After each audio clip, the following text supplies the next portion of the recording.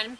So we're here today to recharge the 134A refrigerant in the 99 Chevy Suburban. This is not your standard Suburban. A lot of them that people drive are a 1500 series. This is a K2500 series. That means it's a 3/4 ton Suburban, and this one has a 454 big block in it. It's 7.4 liter. The low end port is in a different spot on this. There is not a video anywhere to be found on YouTube. This is why we're making this video for you. A lot of videos with the Suburbans, Tahoes, and Yukons. Right back here is part of your system. On those units, you'll have your low end port here. Real handy and up front. We've got here, I've already taken the cap off of it, it's your low end port. This is your high end port. You only can adapt your pressure hoses for filling to the low end port. This has a different lip opening. Let's see if we can show you here. This one is much bigger. So this is your high end, this is your low end. The caps do not keep pressure in the system. If you are having trouble with any refrigerant leaking out from these valves, they need to be replaced. So if you remember me doing the Buick last year, you have to do this with your engine running. So I've got my can loaded up and ready. I haven't quite pierced it yet because sometimes these valves can leak. These cans I get from Menards. You can get them from Walmart. They're usually about $4 or $5 a can. If you're paying around $10, you're spending too much. This is another brand that we've gotten in the past, this ID Quest. Even on the ID Quest website, it doesn't show you where the low end port is on this vehicle. They show 3 different model years, none of them being the big block.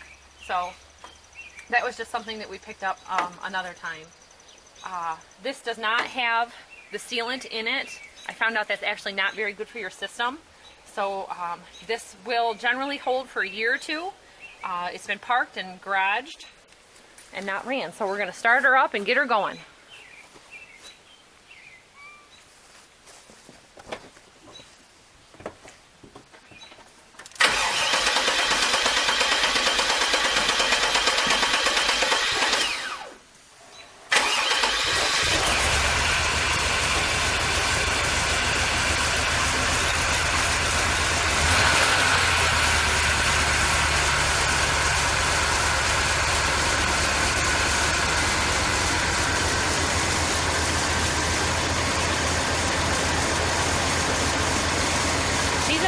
She doesn't start great all the time.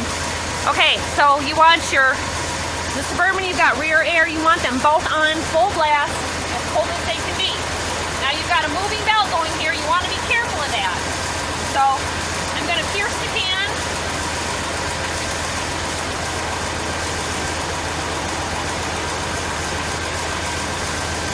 And I won't release that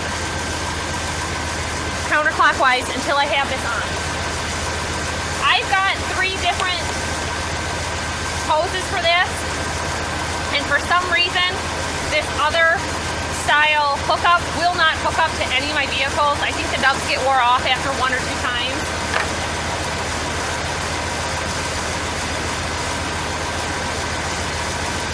This goes on just like any kind of quick connect. You pull back, put it on, and then release.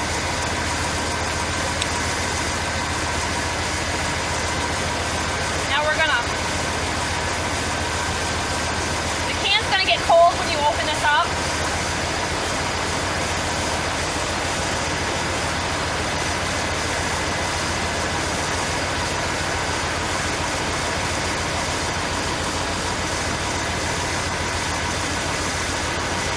And you want to gently rotate the can. Not an actual shake.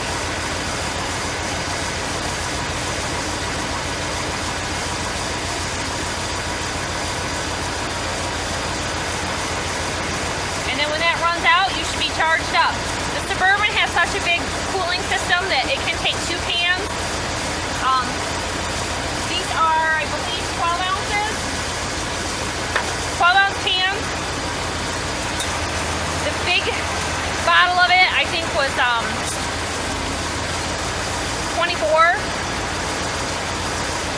or 20 ounce. So we just bought the 2 small cans to save the money because the big container was about $40. This way I can charge my system for under 10 bucks.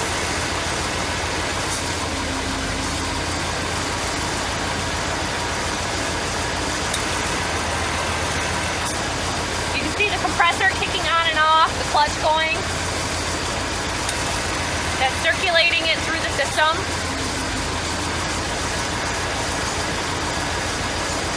Now you ask, how do I know if it is full or not? Well, with this vehicle, 1 can is not gonna fill the system. I have an empty can always handy, and I can hook this onto an empty can and get a reading.